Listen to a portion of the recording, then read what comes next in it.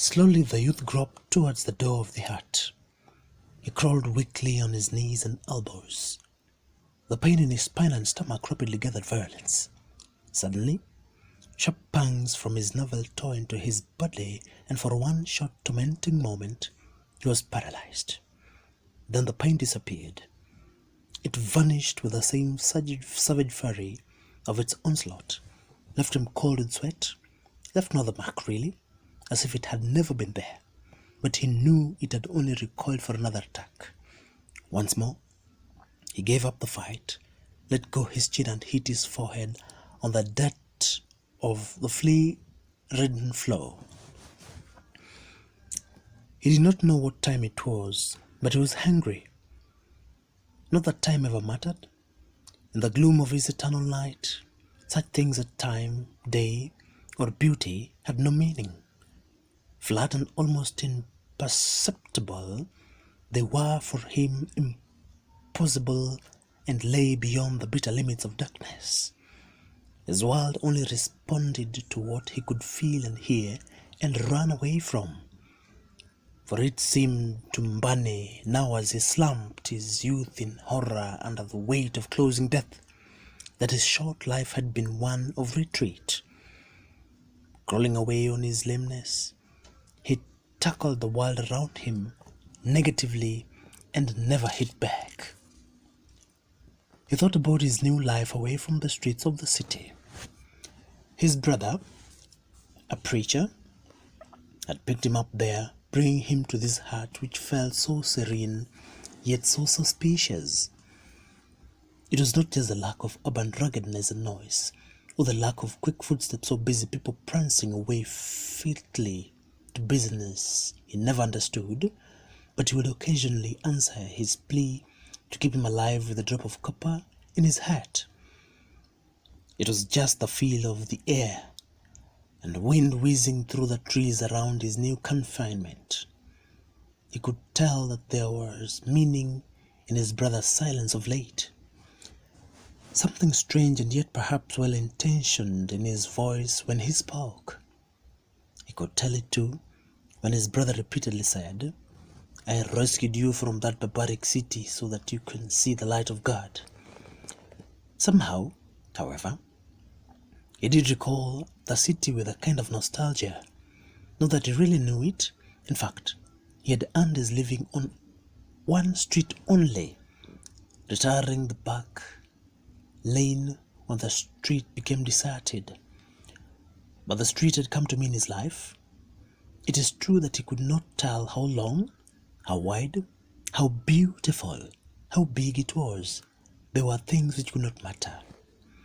He had become used to the talk of bright weather, lovely mornings, or beautiful sunset, small talk which he could never share. Pedestrians would sing to the blue sky, whistle small talk which he could never share. To the gay mornings as their footsteps sang their way down the pavement, and this would taunt him. Still, he would be very happy, for it was the gay people who mostly answered his plea. He had come to know how money was the essence of urban life. Dull people, heavy tired footsteps and voices betrayed anxiety, empty pockets. He had come to know, too, what day and night meant to him. When the sun poured its heat too generously upon him, and the flies crawled along the edges of his lips, good men and women spent their time working inside the building next to him and many more up the street. It would be a dead night when the sun withdrew, he knew where, not where, to yield the street to hostile cold. He would then steal into the back lane, unsheltered but undisturbed, to surrender his vulnerability to sleep and, occasionally, the basest of thieves. From somewhere at the top of a building, the night would burst alive with drums beating strange rhythms that tempted him. Voices would sing, bottles would crack, and men would curse. This, he knew, should not worry him. It was only the voices of the good men and women turned drunk in the refuge of the night brothels after a hard day's work. It was also the turn of Pim's and Haw's girl to smile their way into good men's pockets after a hard day's rest, scratch one another's faces in the process. They never knew why they were considered so bad. The good men and women woke up when the sun's warm rays pushed out of his back lane and the reluctant cold of dawn. The Haws and Pimps went to their own beds. Then, so what? In a way, he thought of the men with that curious envy of the ignorant. He remembered having once asked his brother how old he was. He had been told 14. For all he knew, Bunny could be much older. He could not tell. Did it matter? But his brother must have been married around his age, and yet he himself would never be able to reach out his hand in fulfillment of his life in the same way. He could only yearn impotently beyond the reach of darkness and lameness.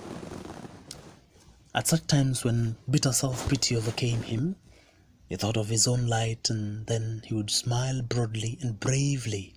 Take this medicine. It was his brother's wife, Sarah, breaking into the hut. Slowly and tenderly she raised his head and put the cup to his mouth. The bitter fluid exploded down his throat and another attack of pain tore through his stomach. You'll be all right soon, Sarah said. God will be good to you. He knew she did not hold out much hope for him. She withdrew after laying him on the bed to which he had tried to accustom himself since being rescued from the hard pavement. Heavier footsteps told him that his brother, Ezekiel, had come in. He sat on the bed. No one spoke for a long time. He himself could not be expected to start a conversation. All his life he had been speaking to himself in his thoughts, and for a long time on the street, except for his mechanical plea, yes, he had no one to address but himself. Now if anyone spoke to him, he could only carry the subject on a line of uncommunicative thought in his own mind. Mbane, do you believe in God? Ezekiel asked. He saw no reason why his brother should ask him this. He only answered to himself, I don't know. I don't think it matters. He remembered their religious mother who was so long dead. She used to say that all men were one stream, one flow through the rocks of life, twisting and turning the pebbles. They would get dirty in the muddy earth. They cried in the falls and whirlpools of life, laughed and sang when the flow was smooth and undisturbed, and while some cried and wailed in the potholes of life's valley, others laughed triumphant elsewhere. But it seemed to Mbane that he was not only crying. He was not even a part of the stream whose waters branched out into a narrow valley towards the heavenly pole. He was not even flowing down the wide gulf into the eternal deluge and chaos of Saturn's burning sea. No, he was like the bitter liquid in his own throat, not the good water. He saw no reason why he should believe in God. God gives us everything, he had often heard. But did he? God is white cleanness, eternal light. But what was that cleanness? What did light mean to a blind man? Did not his life contain a darkness, a blackness no one would understand? Did the Christmas morning procession of good men and women in the city mean anything more to him than that the generous in yesterday's mean men would be evoked, meaning more money for his heart? As they sang and whistled the carols and hallelujah down the morning street, as they got drunk and cursed one another earlier than usual, he felt he did not belong, and they had forgotten him. But had they ever remembered or ever actually noticed him? True, they would pray for him as a matter of course and drop him a coin. But instead of bringing the knowledge of Christ to him, much as he wished that he should be left alone, some good Christian men and women would once again curse, call him able-bodied, only crippled more every day by the idleness of leisurely begging. He could tell this, too, in the way the authority in the city handled him. It sometimes surprised him that the big vehicle which emptied the dustbin had never swept him away in the rush's noise. And yet, Mbane was convinced. It was a glorious thing to believe, to cling, to dream of a future life. It was glorious, this feeling, that far, far away beyond the pangs of darkness lay light, bigger and more meaningful than that which his eyes were denied. There, someone will understand and raise the innocence of his crippled life along with the chosen. It gave him hope, and he sang his own happy song, silent to himself, secretly. To the passerby let his face appear discernible, yet this happy thought failed his time. It was his refuge at night too, as they found theirs in the brothel above him.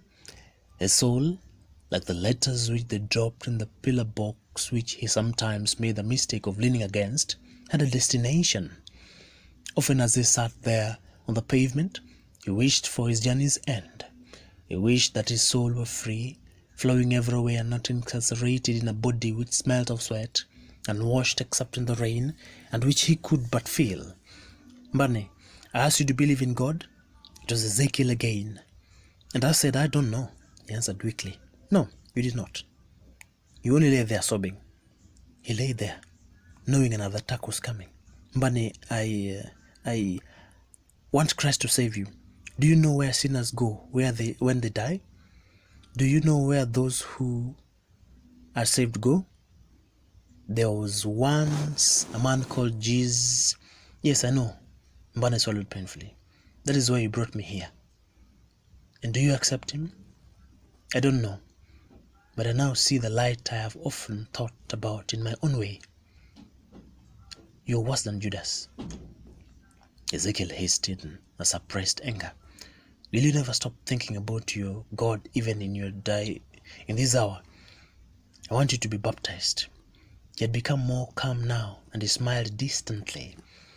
Ezekiel saw it was hopeless to go on. Still, he would never give his brother to the devil.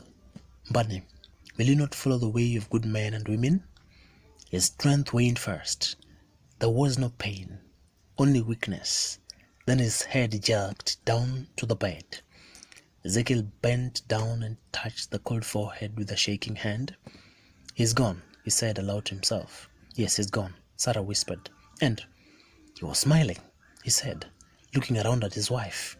Yes, he was smiling.